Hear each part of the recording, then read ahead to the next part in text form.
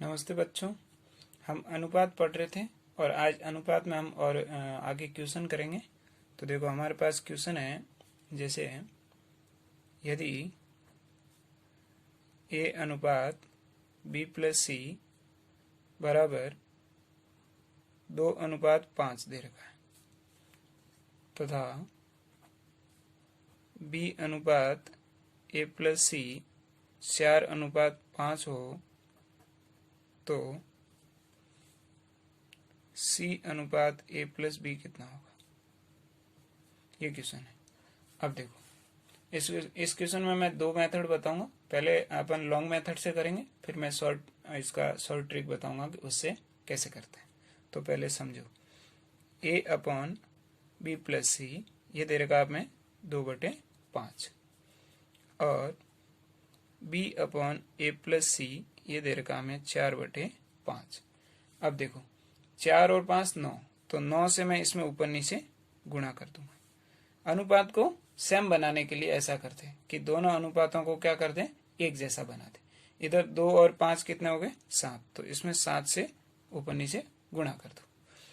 अब 9 इंटू 2 कितना हो गया 18 और 5 इंटू 9 कितना हो गया 45। इधर देखो 4 इंटू 7 कितने होंगे 28 और 7 इंटू 5 कितना हो गया 35।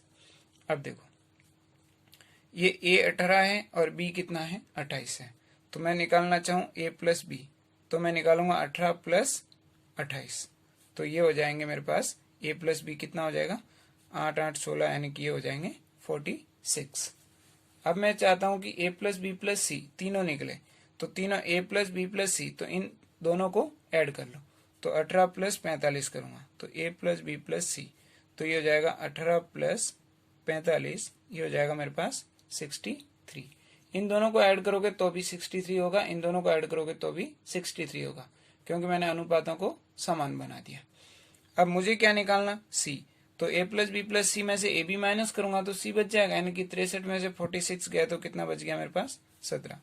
अब हमें पूछा क्या था, हमें पूछा था c अनुपात a प्लस बी, तो हमारे पास c तो कितना आ गया 17 अनुपात a प्लस बी कितना आ गया मेरे पास 46। ये मेरा आंसर है।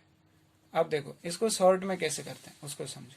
जैसे देखो, जैसे मेरे पास ऐसे दे रखा हो कि मतलब क्वेश्चन हमारे पास ऐसा है, b प्लस सी ये दे रखा है 2:5 और b अनुपात a प्लस सी दे रखा है मेरे पास 4:5, ये दे रखा है।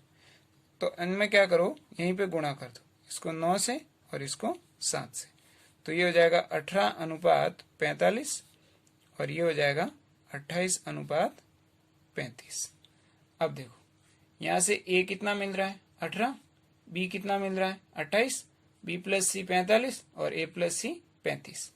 अगर मैं यहां से इन दोनों को जोड़ूंगा तो ये कितना हो जाएगा, ये तो हो जाएगा मेरा 46 अनुपात, और इन दोनों को जोड़ूंगा तो ये कितना हो जाएगा, मतलब इन दोनों को तो मुझे जोड़ना ही नहीं है, यानी कि यहां से क्या मिल गया मुझे, a प्लस बी कितना मिल गया 46 और a प्लस बी प्लस सी निकालना है, यानी कि इन दोनों को या इन दोनों को किसी दो को जोड़ दो तो क्या मिल जाएगा मुझे 63। और यहाँ के बाद आप कर ही लोगे, a प्लस बी को इसमें से माइनस करोगे तो कितना मिल जाएगा, यानी कि यहाँ से c कितना मिल जाएगा मुझे 17। तो हमारा अनुपात आ जाएगा कि c अनुपात a प्लस बी कितना आ जाएगा 17 अनुपात ये आ जाएगा 46, क्योंकि a भी कितना है 46। ऐसे ही देखो मैं एक और क्वेश्चन बताता हूँ कि ऐसा एक और क्वेश्चन आप प्रैक्टिस करें, जिसको मैं शॉर्ट मेथड से ही बताऊंगा। तो देखो जैसे मेरे पास क्वेश्चन है कि y अनुपात x प्लस जेड और z अनुपात x प्लस वाई और x अनुपात y प्लस जेड, ये हमें अनुपात दे रखा है 3:5, ये दे रखा हमें 2:3 और ये हमें पूछा। अब देखो इनको किससे गुणा करेंगे, 2 और 3 कितना हो गए 5, इसको 5 से गुणा कर दो, और 3 और 5 कितना हो गए 8, इसको 8 से गुणा कर दो। 5 इंटू 3 करेंगे तो कितना होगा 15, 5 इंटू 5 करोगे तो कितना हो जाएगा 25। इधर देखो 8 इंटू 2 करोगे तो 16, 8 इंटू 3 करोगे तो 24। अब आपको पता है y और z कितना है, 15 और 16। तो मैं यहाँ निकालता हूँ y प्लस जेड, कितना आ जाएगा, 15 और 16 करेंगे तो 31।